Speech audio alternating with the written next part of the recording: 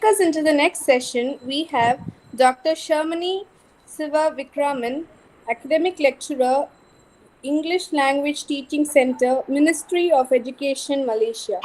To tell more about her, Dr. Shamini Siva Vikraman has completed her PhD in Education Administration at the Department of Education Leadership and Policy, Faculty of Education, National University of Malaysia.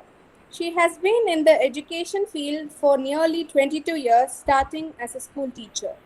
She is currently attached with English Language Teaching Center, Ministry of Education as an academic lecturer in the Department of Research and Innovation.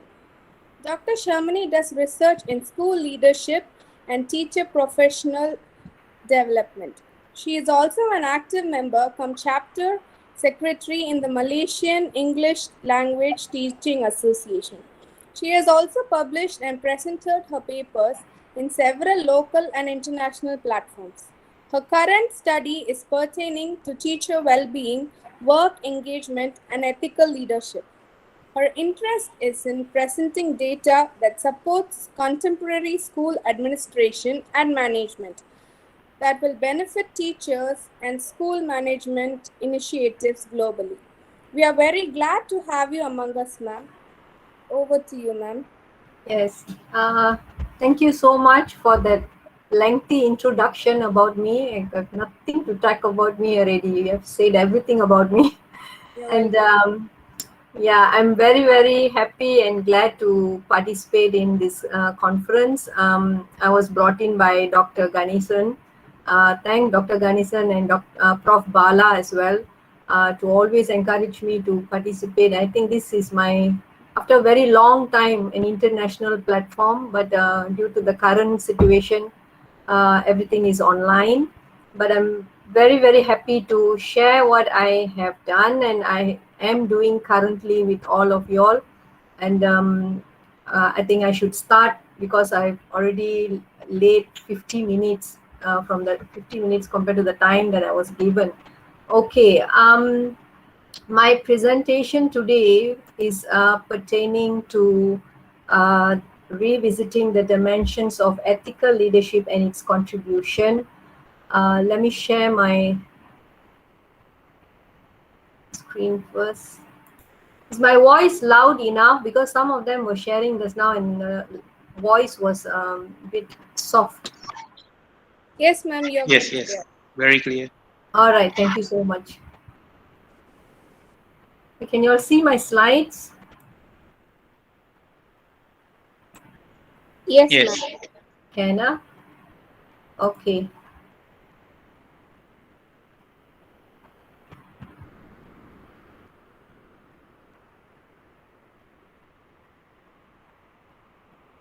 Okay, so the title of my presentation today is Revisiting the Dimensions of Ethical Leadership and its Contribution. Sorry for the spelling error.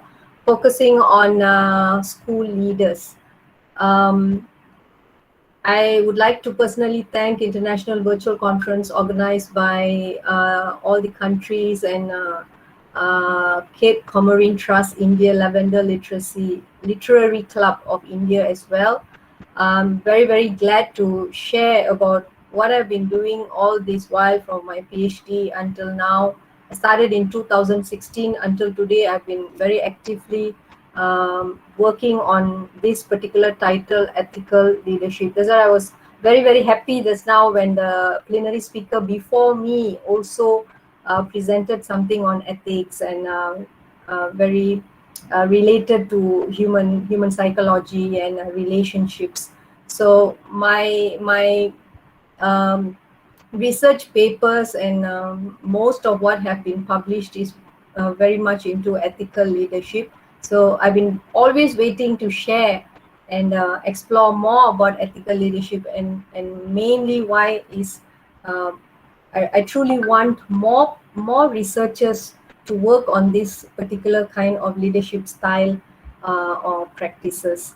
Okay, bear with any of my spelling errors or what, because I only started this the slide arrangement yesterday due to some health issues and a personal things happening around. Okay, so now before I move into why I chose ethical leadership as my core uh, research area for several years now, um, these are some of the key or core reasons why uh, a lot of research being done in Malaysia is normally based on the Malaysian education blueprint. We call it the MEB. So in the MEB, we have 11 shifts to transform the Malaysian education system. The MEB was drafted and presented in 2013. The entire MEB has the vision of the education system in Malaysia up to year 2025. It outlines 5 system aspirations to be achieved in 3 waves. Now we are currently in the 3rd wave, and 6 key attributes needed by every student. You see this in my slide. Uh, the stick man there. There's 6 key attributes needed by every student to be globally competitive.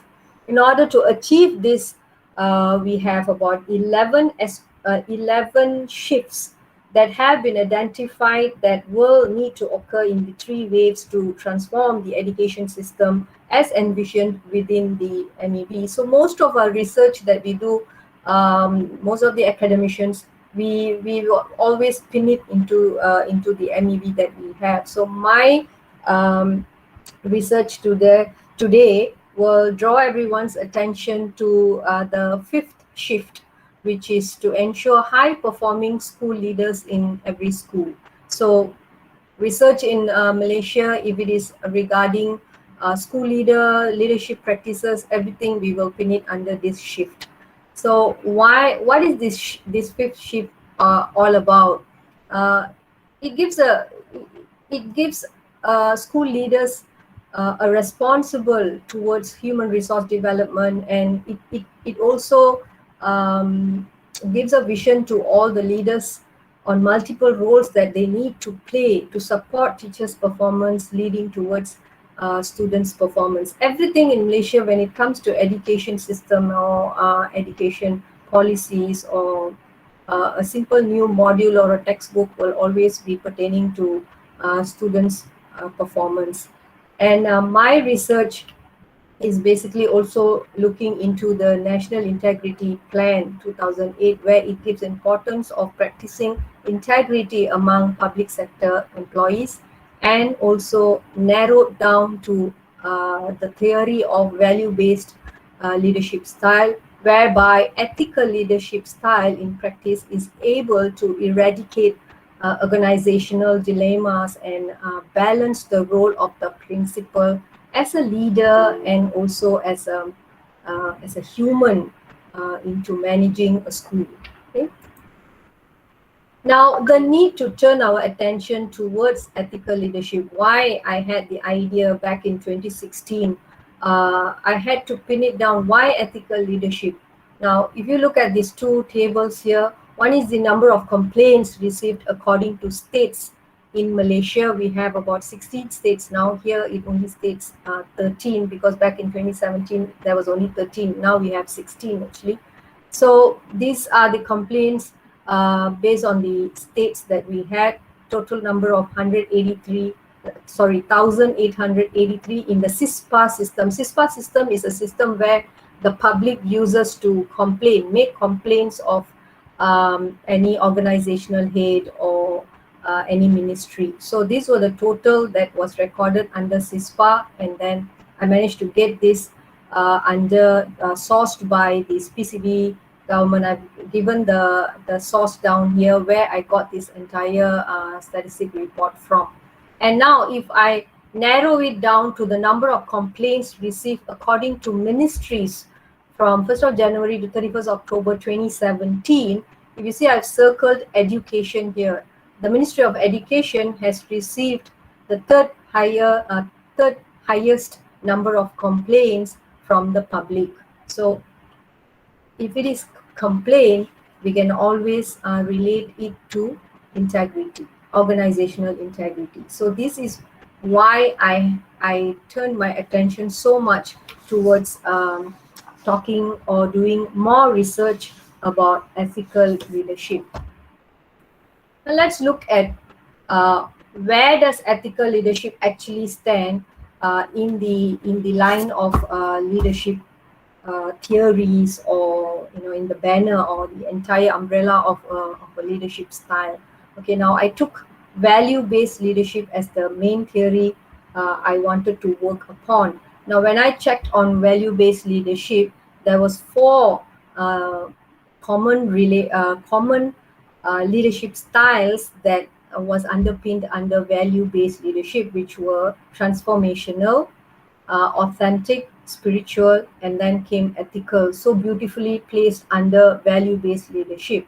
So transformational, if you see, transformational leadership in Malaysia is like a very, very common and almost everyone needs to know about transformational leadership in school, as in the school context especially. So it's very, very commonly researched upon. And authentic and spiritual leadership, normally not so into school context. Authentic will normally be more to business organizations or service oriented organization, whereas spiritual will always be for non-governmental spiritual bodies or spiritually inclined agencies. So there came ethical, something that I really, really felt that need to be introduced into the school system. And under ethical leadership, we have about seven dimensions which were theoretically presented by Carl Chauvin, Dan Hartog, and D. Hu. These three people are the main people that I normally refer to when I want to discuss about any of the dimensions here. So today we will be visiting briefly on the seven dimensions. And I placed three pictures here. If you see, the current situation that I want to focus on in my talk today is ethical leadership actually being practiced currently when teachers are working from home? Can you look at these pictures here? How parents are working, and then the mother is actually cooking behind there, and then the entire school is actually happening in the house. And can you imagine the role of the teacher as a parent, as himself, as a father, and then as a teacher also indirectly? And can you see the situation here where the father is actually sitting down, and here worse still, the baby cuddling the mom, and then the mom actually has to work. So what is the role of the leader here when it comes to the well-being of the parent, of the teacher himself, who is acting like a parent? So what is the role of the school leader? Is it just hoping that every day my teachers must complete their lesson and submit to me a report, or are they actually going to take care of the well-being of their teachers and practice being ethical towards the teachers into fighting and challenging and facing the global crisis that we are all togetherly, um, you know, facing every day? So, what is the role of the school leader? How is ethical leadership going to pattern the school leaders into helping teachers coping with the pressure and also maintaining their performance? Okay. So, why do we need to revisit ethical leadership? So, probably 6 years ago, the reason why I took up ethical leadership was slightly different. But now when I look at it, it's currently, especially year 2020, 2021, I need to revisit back into the purpose of why I want to highlight EL, or focus on EL, or take EL as an alternative leadership practice in schools. Why? Number one, school leaders' support and practices in tackling global crisis predicaments are highly questioned. Like what I asked earlier, what is the leader actually doing? Are they just hoping for everything to be adapted by teachers and quickly change your way of teaching in the classroom when there is a crisis, global crisis like a pandemic, which is going on now? Are you expecting teachers to quickly adapt and change to all these new things that are happening? Or, are you willing to really, really sit down and help them, listen to them, and support their distributive task as a parent, as a teacher, as a mother, or or a sibling, and sometimes you have cases where the entire family is tested positive COVID and all. How is the school leader actually supporting this particular kind of situation? And number two, principals lean towards administration of a school compared to teacher well-being. Of course, every principal has his key performance indications and what he goals and vision for the year, which is so much pertaining to administration, student performance. But what about teachers' well-being? Okay, care for the teacher, love for the teacher. Where is that? Where does that stand? And number three, teachers are being neglected of their positive work behaviors and motivation. What more if teachers are suddenly expected to teach from home during a crisis? Again, what is the role of the leader? School leaders are to bear primary responsibilities to ensure the well-being of their workforce while teachers work from home. How many of you agree to this statement? How many of you don't? How many of you feel that it is the primary responsibility of the school leader to ensure that all teachers are well taken care while they are working from home? And the last, reasonable practices of leading a school workforce, especially when there is a sudden urge of change in teaching and learning styles during a global crisis, because we can expect now that this may not end very soon or things may get worse.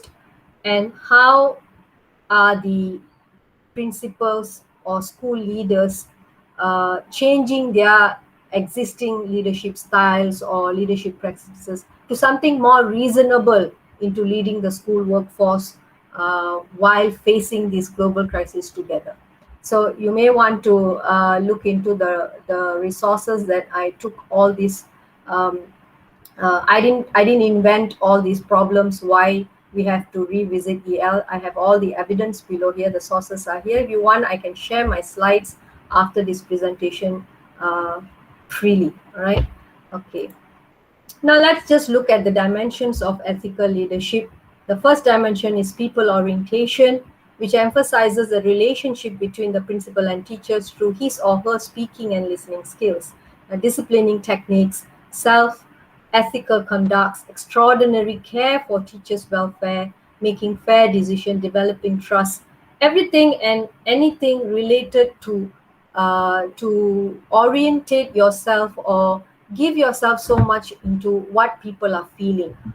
Give your ears, give your whole self to listening to people and understanding what they are facing, being empathetic, being sympathetic, standing in their shoes and feeling how feeling and listening to what they are facing, especially in a crisis that we are in now.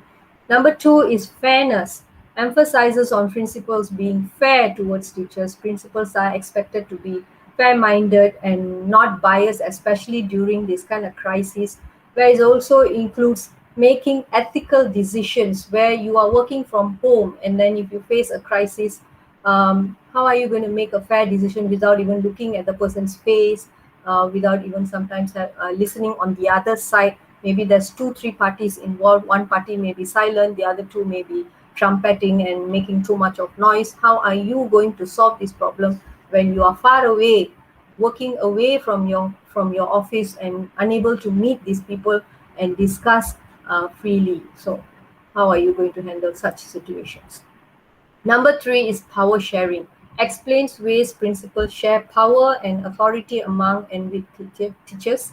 Principals empower teachers to contribute in critical decision-making processes, freely seeks guidance from teachers, stays neutral when teachers are participating in decision-making, reflects on decisions made after reconsidering teachers' suggestions, delegates challenging tasks equally, and provides opportunity for all the teachers to plan their goals. Number 4 is ethical guidance. How much a principal can explain to work ethically and follow the codes of conduct, bearing in mind before you give ethical guidance, you must be ethical yourself. Walk your talk. And of course, the definition of ethical leadership itself is simply uh, whatever you say, you have to follow first. In simple words, it's that. In a layman's term, is if you take a mic and give a speech on how you want your teachers to be, simple instructions like, I want you to be in school before all the students step into the school. Well, are you as a school leader also doing that? That's all. In layman's term, it's that you have to practice what you want to say before you want your workforce or your team to follow. Okay, so it takes courage to praise employees who behave and practice ethical conducts. Much easier if you were also practicing or imbibing it in your life. Okay, fifth is role clarification. The principal must be eager and ready to clarify the roles need to be played and performed, performance in expectations of each teacher. The principal also clearly explains each teacher's responsibilities and what is anticipated from working groups. It's like you don't keep the expectations in your head or your mind, and then when the teacher does not or is unable to reach your expectation, or do what you actually want, and then without even you telling the teacher what you are actually expecting from them, and then you complain on the final performance, that is wrong. That is not ethical. What ethical means is you need to clarify their role and your expectations and your visions and your aims even before they start the work towards working on your goal or your expectations. Okay. Number 6 is integrity, which demands principals to hold on to their promises in order to build trust. Ethical leadership has got a very, very strong link in building trust. Actually, my PhD research was based on that. Later, towards the end, I will just share with you all a little bit about what I did for my PhD. But what integrity really here means is principals should be relied upon their actions and words and trusted to do things they have said. And last but not least, the seventh dimension is concern for sustainability. Highlights on principle having concern towards providing a healthy and friendly environment to work. This also includes taking care of the infrastructures, facilities that is provided for teachers, including cleanliness and recycling things in school for the benefit of the student, and also finance in the school. So concern for sustainability, now that the teachers are working from home, how are you practicing this?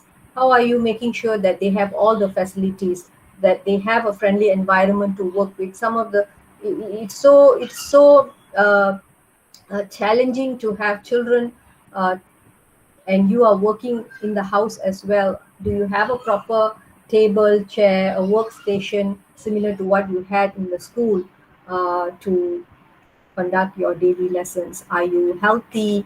Are you taking care of the facilities around you? Do you have internet connection? Do you have a printer in the house? If immediately you need to download something and print, all these kind of nitty gritty concern for sustainability. So these are the 7 dimensions of ethical leadership. Now I would like to share a little bit of some literature analysis of previous studies on ethical leadership. I'm not sure if you can see this, is because I copied and pasted.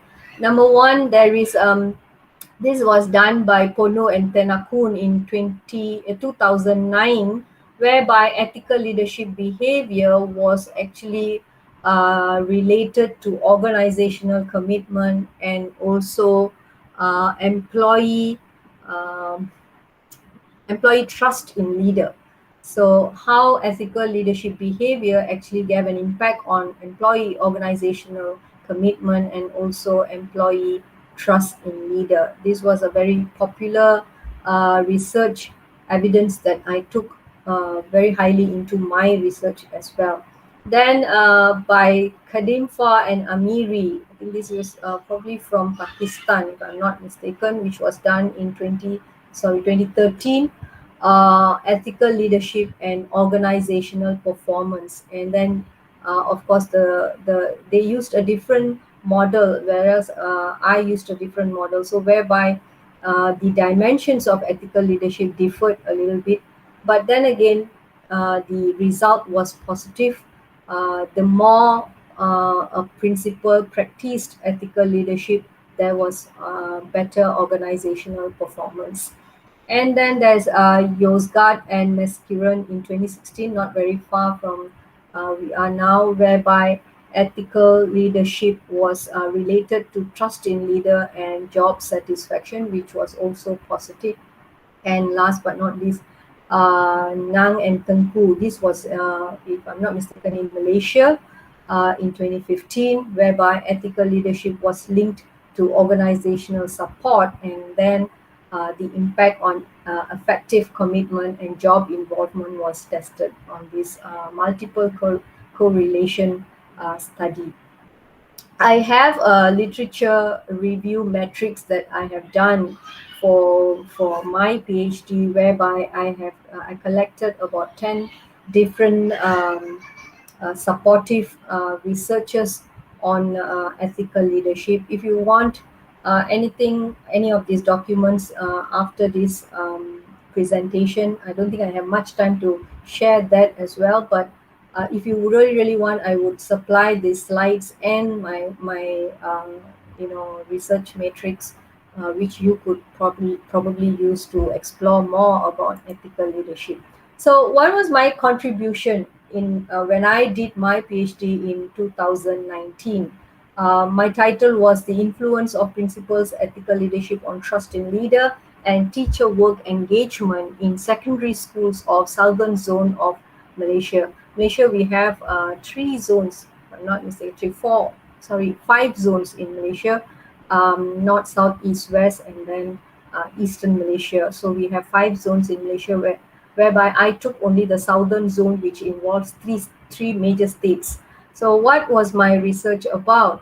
What I did was I took ethical leadership as an independent variable, and then I took work engagement as a dependent variable, and then I put trust in leader as a mediating variable, whereby I wanted to see, firstly, if ethical leadership had an impact on work engagement among teachers. And then I also wanted to see if ethical leadership could build trust in leader among the school teachers. And then towards the end, I wanted to also see whether uh, trust in leader played a mediating role between ethical leadership and work engagement when there was an impact from ethical leadership to work engagement. So with and without trust in leader, was there an impact on work engagement? So if you want me to present on my entire PhD thesis, that will take another 1 hour. Probably the next conference I can do that, not today. But basically the result was positive, and trust in leader actually did not play a very prominent or significant variable as mediating in between ethical leadership and work engagement, simply because even if you did not put this in between ethical leadership and work engagement, the trust would probably build by practicing these seven dimensions of ethical leadership itself. So even if you did not have trust in leader in between here, the independent variable would have effectively, significantly impacted work engagement among teachers. But if you had this mediating variable in between, there is a plus point. So there will be trust, and all these what I mean is the ethical leadership practice towards work engagement would be much easier and not so difficult to see if there was a work engagement a positive work engagement pattern among teachers.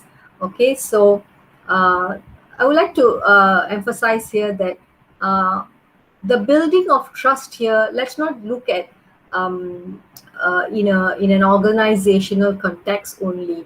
If you see, uh, as a leader at home, now if you have a father or a husband in the house, you can even see if they are actually practicing ethical leadership, and see if they can actually impact the women in the house on being engaged in the relationship or not. Because I was listening to the plenary speaker before this on building relationship, and how ethics played in the house, and in a relationship. So this model actually typically works very well in a home context, on how the leader in the house is able to build trust in order for the women, or the wife or the mother to be engaged in the entire family, or be very participative when they can actually practice all these seven ethical leadership um, dimensions. So all the men out there, if you want to screenshot this and test on yourself and see whether you have these qualities in you before you start a family or you run a family, um, go ahead. Yeah. Okay. No, but some families, I must say, it's led by women, so it works both ways. So there's no gender discrimination. Yeah, I was just joking. Okay. So, but this also works very well in a family. All right. So now, coming towards the end of my talk for today, currently I'm also doing a research entitled "You'll Never Walk Alone: Exploring How Ethical Leadership Practices Facilitates in Leveraging Teachers' Work Engagement During a Crisis." So I took two of my um, variable that I worked on my PhD, which is ethical leadership and work engagement, and then I'm focusing more on how these two variables are working during a crisis. And the three main literature review or research that I am falling back or taking as a strong support towards my current research is by Elma and Michelle 2020, proposing that school leaders to be more context responsive, being more responsible towards a shift that demands having a clear vision, developing others, managing people, and building capacity. And self-care and consideration must be main priority and prime concern for all school leaders. Leading a school through the changes and challenges that accompany COVID-19 and post-COVID-19 will require school leaders who put their own health and well-being first, so that they will be able to help others in the same situation that they are also in. This is by Elma and Michelle. And Tony Bush, a very popular leadership guru. Okay, I think if you are really a school leadership person, if you don't know Tony Bush, then something wrong with you. Okay, so he came up with a very recent paper on managing crises during sudden changes in the school system. So according to Bush, sudden changes in the system may lead to ignoring long-term considerations that may impact teacher continuous development, which is very, very serious. If you neglect um, considering what is happening towards teachers, it's going to really, really impede or stop teachers from developing how they currently are. Okay, and renewing school vision and recreating the sense of community characteristics of successful organizations will be essential when education returns to normal. That is his belief. Okay, and Thornton 2021 identifies several implications for future crisis leadership practice, including preparing, attending to well-being, communicating effectively, leading collaboratively, and taking opportunities. Looking at the current challenges, teacher burnout, demotivation, passionless, and high teacher job demands, especially during a crisis hit, is becoming the crucial issues pertaining to teacher well-being. So the brief finding of my current research is the study actually aimed at examining the impact of practicing ethical leadership that assists and leverages teacher work engagement while working from home during a global crisis. And what the study found was, empirically based on what is practiced by school leaders currently, that the dimension ethical guidance was the highest. What I mean here is, out of the 7 dimensions that we discussed, ethical guidance was the highest that teachers actually saw. My research actually collected about 63 evidence, and what they saw in their leaders while working from home and fighting against this global crisis now is ethical guidance was the highest dimension out of the 7. But however, when we asked the teachers what they actually expected from their school leaders, teachers wanted their school leaders to be more fair and people oriented. So what they saw out of the 7 dimension was ethical guidance, but what they actually wanted was for their principal to be more fair and people oriented, which are also the other 2 dimensions in ethical leadership itself. So in conclusion, the findings indicate that exploring on ethical leadership practices in significant in leading teachers to better work engagement while working from home, especially during a crisis, is significant and needed. So I would just like to suggest some future research plans or ideas to some of you out there who I hope I have motivated you all to take up this title or topic in future. If you are a teacher or an educationist, or you want to continue more on school leadership, or even business leadership, or if you are in any other line, or everywhere we need a leader. So if you think of um, something different in your research line, and you have an idea of leadership, then why not ethical leadership? Okay. So number one, I would suggest a nationwide study, which is already been done and in process depending on current situations. What I mean by nationwide studies, in your country, conduct a nationwide study. So in Malaysia, I've done once, but I've not seen it done extensively, especially ethical leadership. So if you could do it in your country, it will be something very good. Number two, study on the impact of demographic differences like gender, school location, principal experiences, which I have done once using 2 different schools. I compared 2 different school leaders on their ethical leadership and understanding of ethical leadership as well. And the findings were very useful, whereby I found that uh, many of the principals actually practice ethical leadership, but they never understood that it was ethical leadership, and they don't know anything about the 7 dimensions that form ethical leadership itself. Number three, different mediating variables. Example, organizational commitment, instructional performance, intrinsic motivation, innovative behaviors, which are not done yet. So you could consider that different variables. Like I used trust in leader, you could use something else. And then using the questionnaires in schools. I have the questionnaires with me. This is also another thing that if you want, I can share it with you. Um, Whereby you can distribute these questionnaires in your schools or in your country or wherever, and then find out what is the ethical leadership level in your state or in your school easily. Okay, and lastly, why I highlighted this is, which is hardly done or probably not done at all, a comparison study between different countries, which is uh, hardly done yet, and probably a collaboration. If you are interested in collaborating with Malaysia or anything, you can always contact me, and then we can work on something practical. All right, so that's all. Thank you so much. I hope I didn't take too much of my time. Okay, I'm back into screen.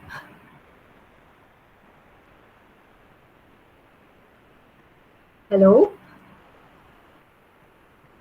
Yes, ma'am. Yes, yes. Yeah, I'm done. Any questions? Dr. Shamini, Hi, Professor Prof. Bala here. How are you? Congratulations. Please don't ask too difficult question. I'm sure you know all the answers. No. I know difficult question. I just want to know because Yeah, you're talking about ethical yeah. and then how you measure the integrity because integrity is a very abstract, it's not turned to be like how to measure integrity because it's very Mm-hmm. abstract and it's hardly to see, especially in the school. Because Mm-hmm. I work in school for 3 years in high secondary school, and Mm-hmm. I found that a lot of unethical things happen. Okay, especially when come to the performance appraisal. Mm-hmm. You can see that some of the teachers done very good job. One of the reason I left the school also this, because I cannot stand see the unethical thing because you done excellent job. When you come back to the performance, you are getting the mark is not there, and somebody young, is not perform, he was get Mm-hmm. it and he got promoted. So when I see this unethical Very thing common. happen, I think the best way I will join the university. And you see, university very clear. You see, I'm very clear. I become professor within. I started my career at age 30. At 45, I already got professorship in government university in Malaysia. So there's no ethic issue. Very, transparent and based on the performance. So how you look at it? Because a lot of teachers living now at Dr. Shamini at a 55 with PhD, masters, all living. And that's why one my student, masters, looking at these factors, how they're living. So we are losing a talent in the school. So what is your opinion on that? Uh, Firstly, I would like to see you did ask me how I measured the integrity of principles. Where if talking about research, because mine was a mixed research, mixed method, so I used a standard questionnaire where under integrity there was like 7 or 8 items that the teachers had to look in. But when it comes to this kind of research on ethical leadership, whether the school leader is an ethical person or not, it doesn't go that deep like what you have shared, Prof. Like what you have shared is the actual problem that every teacher would face, and I don't think so. We will be in denial of what, Prof, you have faced, because all of us have faced it and have taken certain kind of action on our own, even if we realize that the leader himself cannot show integrity anymore. So many of us have left, choose to leave, like you also, Prof, demote themselves. No more, I'm not going to become a teacher anymore. Up to that level, at least we have moved to a different institution. There are some who have even just left the teaching profession themselves. So the core problem has not reached to the right channel, or it's not channeled to the right people or person. If it comes to Malaysia, if you ask me, it's definitely not channeled to the right person on what's happening in schools. So I may not be in a position to solve this problem, but your concern is also my concern. This is a very serious issue which is going on in schools, where appraisals are not fair. Sometimes it goes by quota system, or it goes by how many years you have served, sometimes very unfairly. And now we have new teachers coming up with, the novice teachers are coming up with so many excellent, brilliant ideas that the older teachers have not even tried in their classroom. So there is again unfairness. And how are we going to solve this problem? If you ask me, it's not in my hands. By sharing this kind of leadership styles, I could only do this because this is my field. The more I can talk to principals on being fair, or practicing integrity, would be my method of trying to help in this situation. I cannot take over the position of the minister or the TKPPM or whoever to go down to all the schools and see if every principal is being ethical or not, or practicing integrity or not. In my research, my way, or my role as a teacher trainer or an academic lecturer, this is the only thing that I can do, where I can share the knowledge about being ethical, and open the minds of principals to see more in a wider picture, what your teachers are actually doing. Sit down and talk to every one of your teacher and find out what is their real passion, what they want to do to develop themselves as a better teacher in their career. Find out what is their career plan. Like every institution, we face this.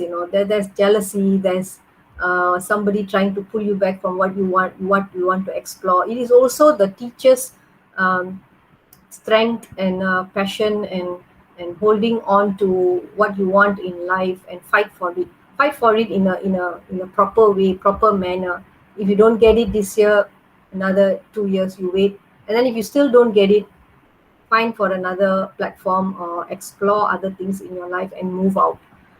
This is the only thing that we can do. So there is no I'm not failing to answer Prof's question, but I feel like there is no concrete method or way we can educate the leaders in the school that please be more fair, or practice ethical leadership, and see who is supposed to get what they are working for. It's a joint effort, I feel. So teachers, don't give up. Principals, please be more ethical. This is how I think we can solve the issue together. Otherwise, I don't think so. We can actually do anything much in this. So take your own action. Move out if you feel like it's unfair towards you and what you're doing. Just teachers, please find for other avenues. Move out, explore, and don't let go your passion of being a teacher. I hope that answered your question, Prof. No, actually, doctor, no, I never leaving the teaching profession. I'm still, Mhm. I'm the person, the Yeah, passionate yeah. to teach. That's why I'm the university, because of course, my ambition to be professor I in think this field. everybody should be like you also, Prof. Yeah, If, but if the you the thing cannot do that it in I the school, find listen to somewhere else. doctor, listen to the voices down there. Until now, I listen. That's why my student go inquire why they are leaving at the age 55. Suppose they are adapted, they got commitment, they got everything, but they're leaving. I see a lot of masters, the PhD, and all that. Then they will be underneath. The reason behind, and one of the reason is, of course, the promotion and so on lah. Because your topic, work engagement. I mean, employees, especially my area, actually, I'm looking at employee participation and engagement and commitment, all these lah. So that's why I was very concerned lah, because we don't lose all the talented people, in the school, so that they can. So, but of course, you said we cannot solve the problem. Maybe we can engage some study, different perspective lah, Yes, so that yes, we change the mindset of the people in the future. That not only Malaysia, I think everywhere you are saying it's true, yes. all over the world happening. But what we do, we try to come the research that impacted the policymaker. Like doctor said, I think some study. I think you can also let the policymaker to know lah. Because my student, the one that research, the policymaker very much interested to know why they're leaving. So they say the undercarpet reasons that actually leaving. So I think your research excellent, very good. I hope pass to the policymaker lah. That's my prayer and wish. So all the I best, hope doctor. Thank I'm you. given the opportunity to share to policymakers, and because if you see school leadership in all the modules, even in IAB and all these training centers for school leaders, they focus so much on transformational, transactional, or instructional leadership. Ethical leadership is never emphasized. And research, if talking about research also, so I must confess that if you do a quantitative research, the evidence, I mean, the findings will always show it's positive. All school leaders are practicing being integrity, or in people oriented. But when you do a qualitative research where you sit down and interview the teachers, you will get more proof and valid findings, where they will confess more things like what you shared with us. And I'm sure a lot of them are facing things like what you have faced also. What we could do is to take right actions. Don't step out of being a teacher. be in the teaching line, but find for other avenues, other ways where you can, passionately explore this noble job as well. Any other questions? Good evening, Dr. Sharmi. Jagdev, huh? Jagdev Singh. Yes. I'm principal from SMK Sierra Mas, Selangor, Oh, school in hi, Selangor. hi. Hope So, I didn't yeah. offend you in any way. No, very insightful. You gave me a very good view of what's happening in the school. Actually, this have been happening for a long time.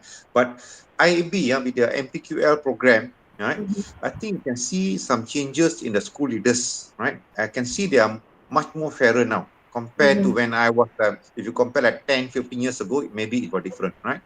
mm, But the people that are coming out from IAB now with the MPQL, right? I can see mm, my friends, the principal in other school, I spoke to their teachers and so on. They are mm, being very fair now. Yeah, they're very ethical, right? mhm, I can say they are their integrity is on par. It's mm, very nice working with them, right? But on the other hand, we're having a new problem now. mm, I think you must look at this picture from our experience, school principal. When we speak to some teachers, right, mhm, about promotion, about integrity, about working hard, about as how you as a school teacher, right, you are empowered. You can break or make the future of the nation, the students, right? mhm, They come back to me with excuse like, alah, the Malay word, mm, apa-apa pun aku kena pangkat juga. Right? They tell us, the throwback at our face, the 8863, right? No matter what, in 8 years, I go to DG44, another 8 years, I go to 48, and another 6, I'm 52, another 3, end of a year. Before my retirement, I'm DG54 as well. That's another thing to look at, right? So I think maybe the ministry might try to come up with something more stringent, a bit of quality control. Not necessarily everyone can go up to DG54, right? That is my, what do you think about it? Thank you. when it comes to the night pangkat, or in English, that was in Malay. In English means it's like we go grades up, right? Grading up. So I think that one, I don't think so I can suggest anything about it. The ministry has to. But I like to bring you back to something that we did many, I think many years ago, where we used to sit for an exam. What was it called? I forgot the name. Where PTK, if you PTK. PTK, yeah. So Yes, yes. PTK, We and all went through it. I don't know, because I sat for it once and then I had a hike in my pay, double hike like that. So it's very impactful in terms of motivating the teachers to be in the line, and then keep trying to upgrade themselves, because I'm very sure Prof also knows this, that your pay is something that motivates you to work as well. And then teachers pay, in Malaysia also, is not to say something so sufficient or satisfying. Every time you ask job satisfaction, it always falls back to, I don't get paid enough. So the grading is grading, but probably we can motivate teachers uh, by this kind of methods or measures, where you provide them with exams or assessments every 3-4 years, and then if you do well, and then you get a hike in your pay, jump in your pay 2 years. So that was something good, and I don't know why they scrapped it off. uh, Otherwise, being in the earlier one, what you said about principals being much more ethical now, I'm very happy to hear that, because I've also shared on my findings and my research in IAB conferences twice. I've also shared in educational conferences conducted by UPSI for the past 2 or 3 years. I've been presenting, and this year also I'll be presenting. So this is the only way I can help share about ethical leadership to more leaders in school. I've also actually suggested to IAB when I present in IAB conferences. I always tell towards the end, include ethical leadership as part of your module in educating your principals before they become a school principal, or headmaster or headmistress in their course, the MPQL course. So I hope that helped in some way. um, Otherwise, I don't have the power to change the system that we have, but to continuously motivate teachers and principal to be on the right path. That's all I can do. I hope. Okay. Thank you, Dr. Shamani. Yeah, thanks. Very clear.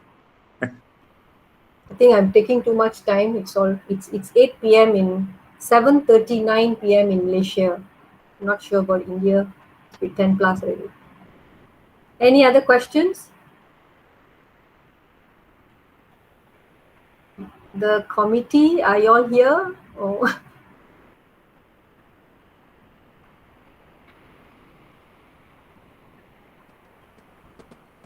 Thank you, ma'am. Thank you for giving us a brief introduction into ethical leadership, discussing about the dimensions of ethical leadership, and giving us a lot of topics to analyze ourselves as well as motivating us with a different genre. Thank you very much, ma'am. We are very happy that you were among us today.